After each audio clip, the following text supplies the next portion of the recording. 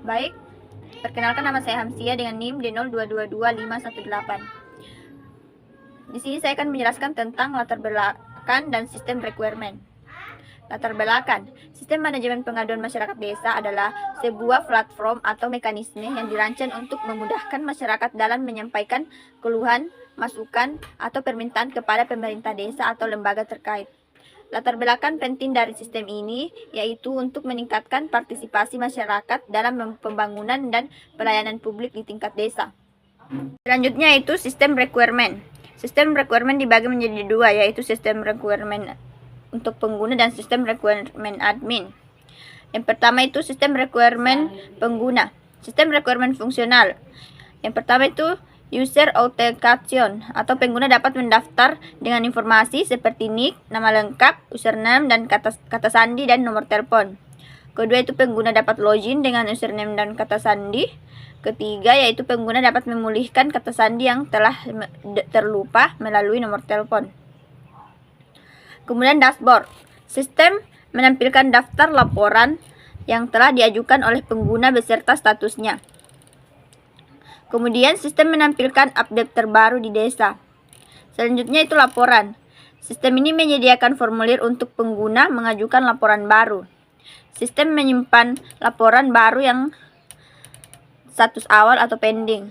Ketiga itu sistem menampilkan daftar laporan yang telah diajukan oleh pengguna. Kemudian sistem ini membantu status laporan berdasarkan tindakan admin. Kemudian itu data petugas. Sistem menampilkan daftar petugas desa yang aktif.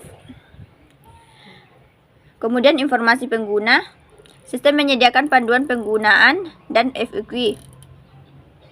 Kemudian notifikasi. Sistem ini mengirim notifikasi ke pengguna tentang perubahan status laporan dan pengumuman desa.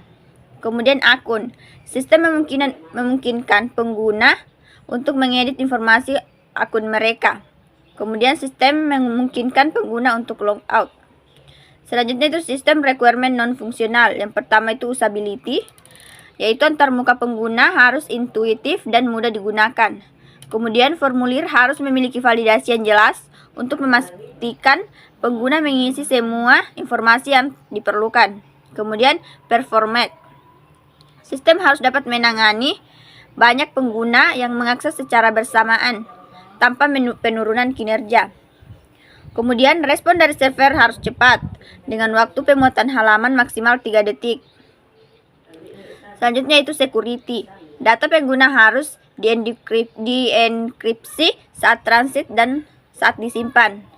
Kemudian sistem harus memiliki mekanisme untuk mencegah serangan seperti SQL injection, cross-site scripting, dan cross-site request for grey. Kemudian scalability. Sistem harus dapat diskalakan untuk menangani peningkatan jumlah pengguna dan data yang diolah. Kemudian reliability, yaitu sistem harus memiliki uptime minimal 99,9%. Kemudian sistem harus memiliki mekanisme backup dan pemulihan data. Perkenalkan, nama saya Farida dengan NIM D02222517. Langsung saja saya akan melanjutkan materi sebelumnya. Nah, di sini saya akan menjelaskan tentang IRD. Nah, IRD di sini masyarakat di sini mempunyai 6 atribut. Yang pertama itu surname, nama, nick, titel, telepon, dan password. Nah, di sini mempunyai relasi mengirim laporan dan menerima tanggapan. Kemudian di sini pengaduan mempunyai titel, ID pengaduan, tanggal pengaduan, nick, isi laporan, foto, dan status. Nah, di sini juga dia mempunyai relasi mengelola data pengaduan, mengelola data pengaduan dan tanggapan. Kemudian tanggapan di sini mempunyai atribut, yaitu ID tanggapan, ID pengaduan, tanggal tanggapan, dan ID petugas. Nah, di sini mempunyai atribut, yaitu menerima laporan dan mengirim tanggapan. Kemudian di sini petugas mempunyai atribut ID petugas, nama petugas, username, telepon, dan level. Nah, Selanjutnya yaitu nah, langsung saja di sini saya akan menjelaskan DPD level 0. Nah, di sini DPD level 0 itu mempunyai dua identitas, yaitu masyarakat dan admin. Dan satu akses yaitu sistem informasi. Di sini masyarakat bisa login ke sistem informasi dan mengirim pengaduan memantau status pengaduan. Nah, di sini admin juga bisa login ke sistem informasi dan mengirim tanggapan.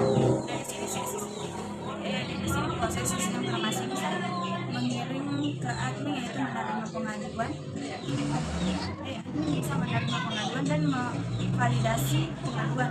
Nah, di sini juga bisa informasi bisa dikatakan kembali ke masyarakat. Jadi itu saja yang bisa saya jelaskan. Saja. Perkenalkan, nama saya Julanti dengan NIM D022223. Di video kali ini saya akan melanjutkan materi dari teman saya. Di sini saya akan menjelaskan DFD level 1. Di sini masyarakat mengirim pengaduan ke data pengaduan. Terus data pengaduan ini memvalidasi pengaduan ke masyarakat.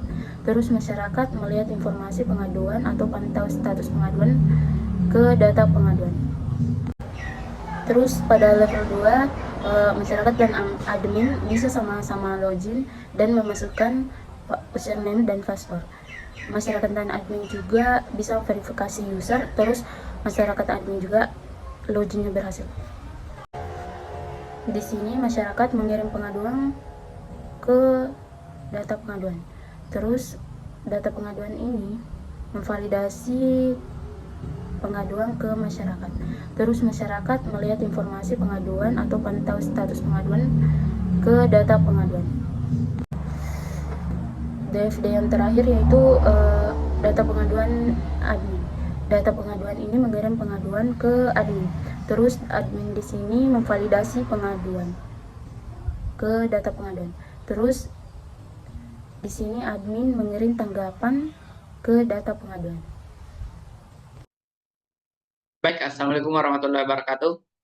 Nama saya S. Firmansyah Syagaf dengan NIM D02222527. Pada kesempatan kali ini saya akan melanjut materi dari teman saya. Saya kebagian membahas UML, use case, dan bagian UI-nya. Baik, langsung saja. Di UML use case-nya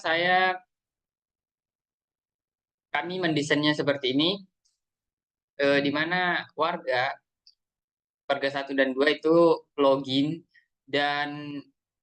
ke dalam sistem manajemen pengaduan masyarakatnya, dan warga memilih kategori dan mengisi detail pengaduan. Kemudian sistem mengelompokkan dan mengirim ke admin. Admin pun mengetahui sistem mengirimkannya ke admin, dan admin menindaklanjuti permasalahan, di mana sistem juga memberitahukan apakah pesan dilihat apa sudah belum ke warga, apakah sudah dilihat admin atau belum. Selanjutnya admin menindaklanjuti permasalahan dan sistem mengirimkan tindak lanjut dari admin kepada masyarakat. Itu. Kemudian ada sistem logatnya. Langsung saja ke sistem UI-nya. Pertama-tama ini untuk UI tampilan.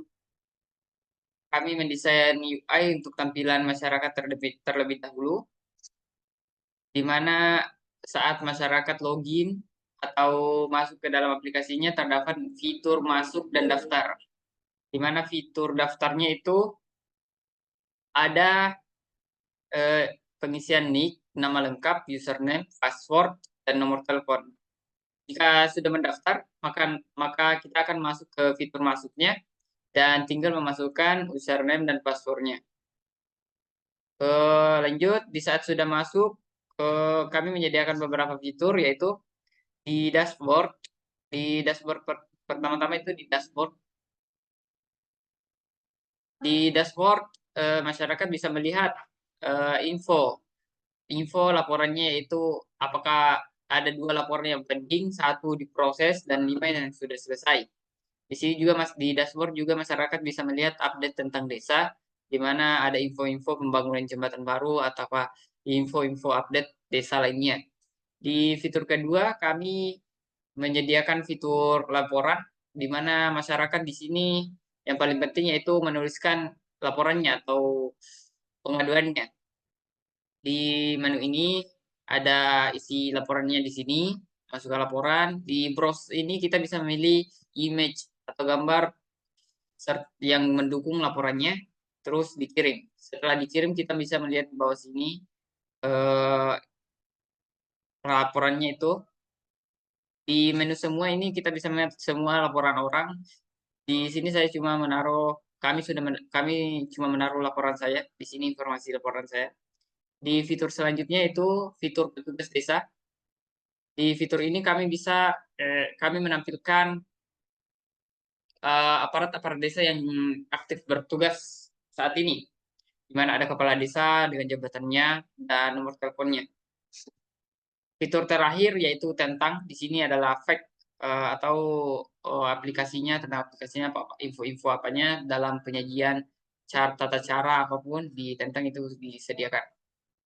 Selanjutnya di UI admin, kami membuat UI admin karena di sini aplikasinya itu ada user dan admin. Di sini adalah tampilan user adminnya. Di sini kita tidak mendaftar lagi atau tidak masuk, tidak anu lagi, ini langsung masuk karena adminnya itu sudah kita setel di dalam codingannya nanti, di dalam HTML dalam codingannya. Jadi tinggal masuk. Lanjut di fitur admin yaitu ada dashboard juga. Ada dashboard juga. Ada dashboard ini. Di dashboard dia bisa melihat info petugas yang aktif, masyarakat yang menggunakan atau info masyarakatnya, jumlah masyarakat, jumlah pengaduan yang diproses, dan jumlah pengaduan yang sudah selesai. Fitur admin yang kedua yaitu ada fitur admin pengaduan. Di sini, di pengaduan ini,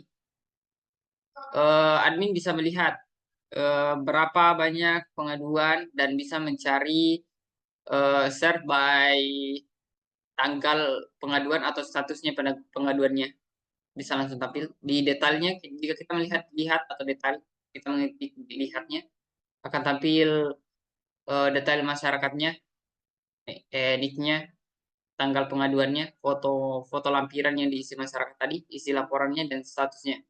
Statusnya di sini kita bisa ubah, di admin itu kita bisa mengubah statusnya nanti dan mengirim tanggapan yang sesuai kepada masyarakatnya. Dikirim, terus dikirim. Fitur terakhir yaitu fitur masyarakat. Di fitur masyarakat ini akan menyediakan info masyarakat yang sudah terdaftar di dalam aplikasi ini. Jika lebih detailnya kita bisa dilihat. Baik, sampai situ UI-nya. Dan kesimpulannya, sistem manajemen pengaduan masyarakat desa merupakan sebuah platform atau mekanisme yang dirancang memfasilitasi masyarakat dalam menyampaikan keluhan, masukan, dan permintaan kepada pemerintah desa atau lembaga terkait. Latar belakang dari pengembangan sistem ini adalah untuk mendorong peningkatan partisipasi masyarakat dalam proses pembangunan dan pelayanan publik di tingkat desa. Dengan adanya sistem ini, proses pembangunan dan pelayanan diharapkan komunikasi antara masyarakat dan pemerintah desa dapat lebih efektif, transparan, dan responsif terhadap kebutuhan serta permasalahan yang dihadapi oleh warga desa. Sekian dari kami. Terima kasih. Assalamualaikum warahmatullahi wabarakatuh.